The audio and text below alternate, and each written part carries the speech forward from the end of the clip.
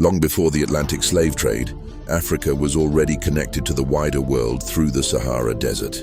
For over 1,000 years, this vast desert was crossed by caravans carrying gold, salt, ideas, and enslaved people. This is the entire history of the Trans-Saharan slave trade. The trade began in ancient times, long before Islam. North African and Mediterranean societies demanded laborers for households, agriculture, and armies. Early Saharan trade routes connected West and Central Africa to North Africa through camel caravans, a journey that could take months and cost countless lives. The trade expanded dramatically after the 7th century with the spread of Islam across North Africa. Muslim empires established powerful trade networks linking sub-Saharan Africa to North Africa, the Middle East, and Asia.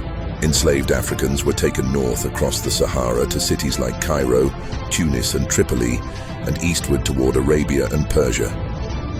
Enslaved people were captured through warfare, raids, punishment for crimes, or sold by local intermediaries.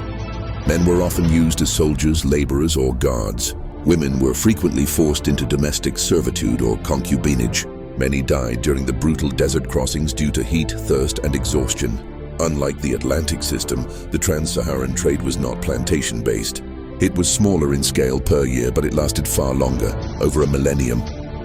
Millions of Africans were trafficked over centuries, deeply affecting populations, societies, and political systems across the Sahel and interior Africa.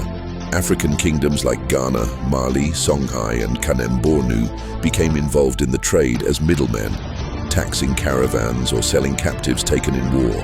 However, participation varied widely, and many African societies resisted or avoided slave trading altogether. The trade began to decline in the 1800s as European colonial powers expanded into Africa and the Ottoman Empire weakened. International pressure and abolition movements slowly reduced legal slave markets in North Africa and the Middle East, though illegal slavery persisted. The legacy of the Trans-Saharan slave trade remains visible today. It shaped racial attitudes in North Africa and the Middle East, disrupted African societies, and contributed to long-term demographic loss. Yet it is often overlooked in global history discussions.